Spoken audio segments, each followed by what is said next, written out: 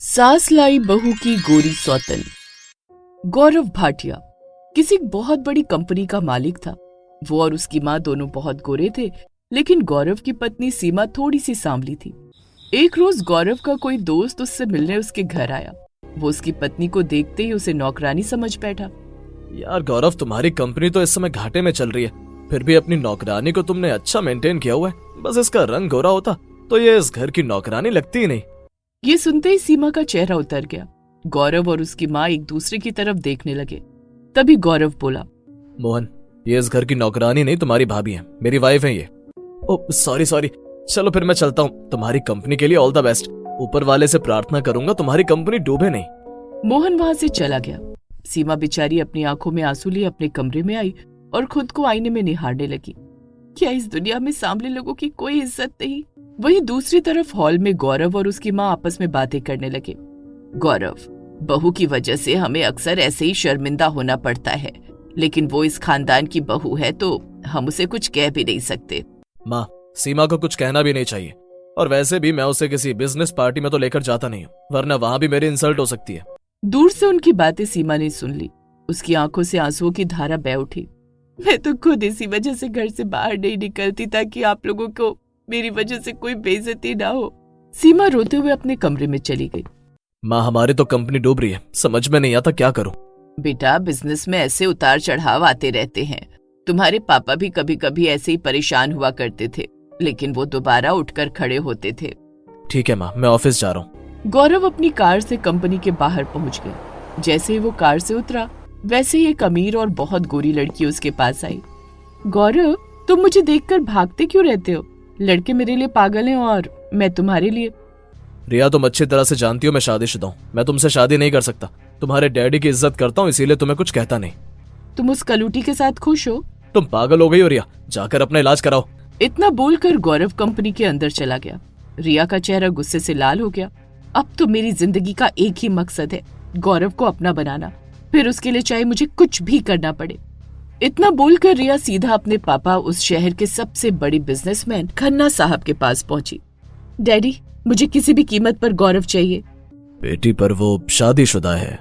मैं कुछ नहीं जानती। बचपन से लेकर आपने मेरी हर जिद पूरी की है, तो ये जिद भी पूरी कीजिए।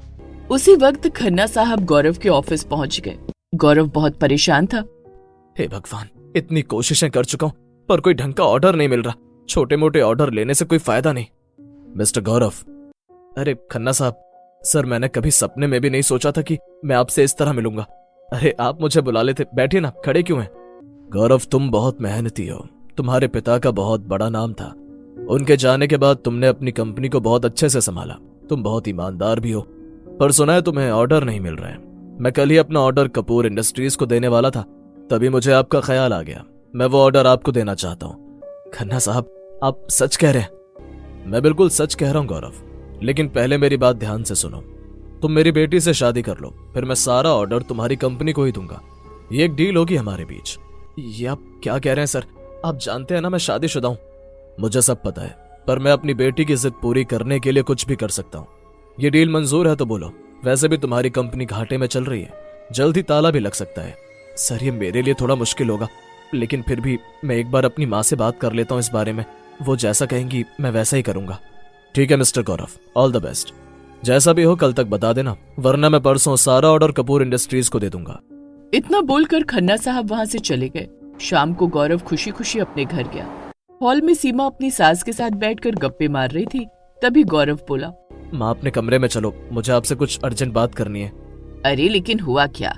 जो भी है यही बता दे, बहू के अलावा यहाँ है कौन? अरे मत चलिए ना, बिजनेस को लेकर आपसे कुछ बात करनी है। तो इस तरह गौरव अपनी माँ को लेकर वहाँ से चला गया और खन्ना साहब वाली डील के बारे में सब बता दिया। बेटा, तू रिया से शादी कर ले, वो गोरी भी है और हमारी कंपनी भी फिर से खड़ी हो जाएगी। मुझे तो ये शादी वाली डील मंजूर है।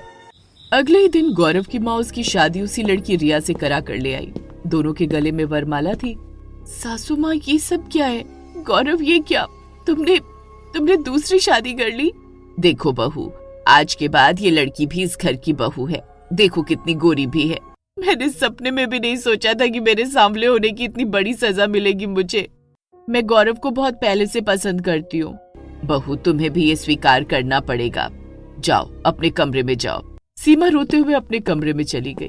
मैं क्या करूं, मेरी तो कुछ समझ में नहीं आ रहा। ऐसा लग रहा है ये कोई बुरा सपना है।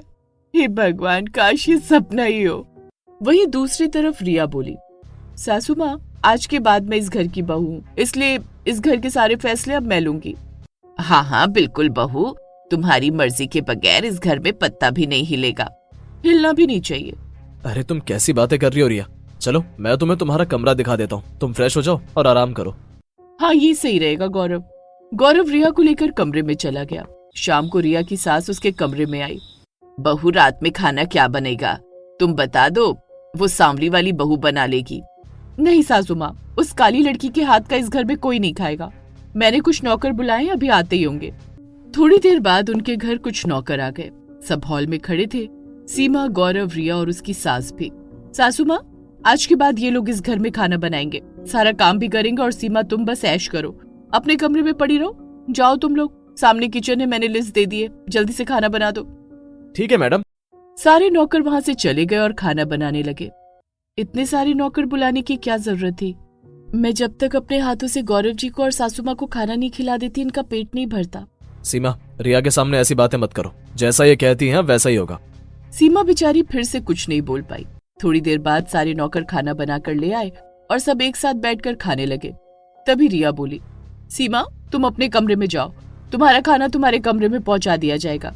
सीमा, तुमने सुना नहीं? एक बार फिर से सीमा की आंखों से आंसू छलक पड़े। वो बेचारी चुपचाप उठी और अपने कमरे में चली गई। तभी एक नौकर खाना लेकर आ गया। ये लीजिए मैडम आपका खाना। खाना देकर नौकर बाहर चला गया, लेकिन सीमा लगातार रोई जा रही थी।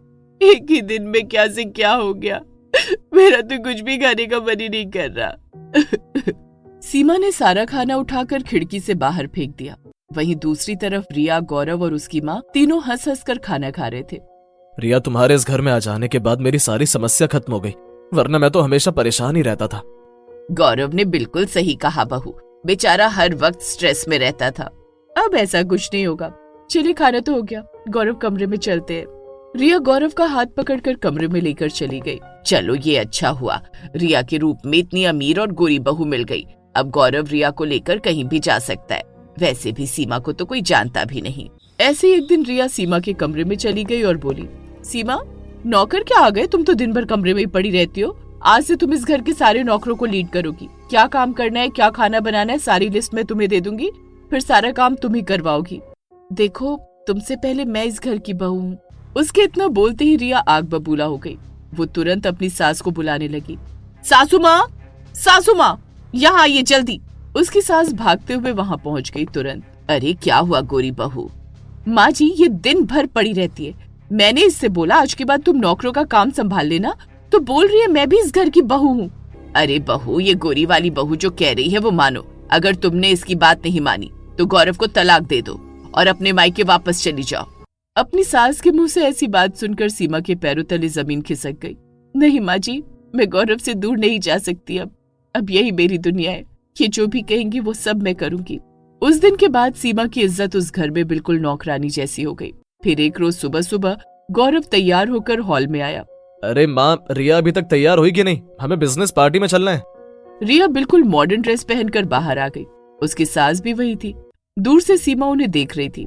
हाँ मैं तैयार हूँ गौरव, चलो चलते हैं। क्या बात है मेरी गोरी बहू, आज तो तुम पहले से भी ज्यादा गोरी लग रही हो। काला टीका लगा देती हूँ। ये सब नौटंकी मेरे साथ मत कीजिए सासू माँ। किसी की इतनी हिम्मत नहीं कि मुझे नजर लगा सके। इतना बोलकर रिया ने गौरव का हाथ पकड़ा और उसे लेकर वहां से चली गई। सीमा की आंखों से आंसू छलक पड़े। गौरव जी आज तक मुझे किसी साधारण सी पार्टी में भी नहीं ले गए और रिया को बिजनेस पार्टी में लेकर गए हैं। मैं काली हूं ना, शायद इसीलिए नहीं ले जाते होंगे। रिया गोरी है। सीमा अब बस उस घर की नौकरानी बनकर रह गई थी। फिर एक रात खाना खाते वक्त गौरव ने कहा, माँ मैंने इस बार बहुत बड़ा टारगेट पूरा किया है। इसी खुशी के मौके पर मैं कल अपने बंगले में पार्टी देने वाला हूँ। एक से एक बड़े बिजनेसमैन आने वाले हैं। रिया के पापा भी आएंगे। ये तो बड़ी अच्छी बात है। खाना खाने के बाद मैं सीमा को सारा काम समझा दूंगी। अगले दिन गौरव के बंगले में एक बहुत बड़ी ग्रैंड पार्टी हुई। बड़े बड़े बिजनेसमैन आए, रिया के पापा और गौरव के कुछ दोस्त भी आए। सीमा एक कोने में झाड़ू लेकर सफाई करने में लगी हुई थी। तभी गौरव के उसी दोस्त मोहन की नजर सीमा पर पड़ गई। अरे भाभी जी, आप क्या कर रही हैं? आप गौरव की वाइफ होकर ये सब क्या कर रही हैं? मोहन इतनी जोर से बोल रहा था कि सभी लोगों ने उसकी बात सुन ली। तभी उनमें से एक बिजनेसमैन बोला, खन्ना साहब, ये लड़का क्या बोल रहा है? गौरव के ससुर तो आप हो, फिर ये नौकरानी गौरव की बीवी कैसे हो गई? ये कब हुआ गौरव? तुम्हारी बीवी तो सीमा भाभी है ना? गौरव, ये लड़का कौन है? इसका दिमाग खराब हो गया क्या? इसे पागल खाने में भर्ती करवाओ और नौकरानी तो भाग यहाँ से। लेकिन खन्ना साहब की ये बात सुनकर मोहन को गुस्सा आ गया। बस बहुत हो गया खन्ना साहब, पूरे मोहल्ले में पूछताछ कर लीजिए आप लोग। ये सीमा ही गौरव की असली बीवी है। मैं अभी मोहल्ले वालों को बुलाकर लाता हूँ। गौरव का दोस्त मोहल्ले वालों को बुलाने जाने लगा, तभी खन्ना साहब ने उसे रोक लिया। कहीं जाने की जरूरत नहीं है। हाँ, ये सच है कि गौरव की पहली बीवी सीमा ही है। रिया के साथ शादी तो बस एक डील है। खन्ना साहब ने सारी बात वहाँ खड़े सारे लोगों को बता दी। वहाँ खड़े सारे बिजनेसमैन नाराज हो गए। ये सब क्या लगा रखा गौरव बेटा? तुमसे ऐसी उम्मीद नहीं थी। शर्म आनी चाहिए तुम लोगों को।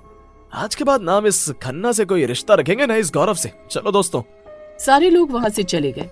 चलिए डैडी, जिस आदमी की वजह से आपकी इतनी इंसल्ट हुई, उस आदमी से मुझे कोई रिश्ता नहीं रखना। थैंक यू बेटी।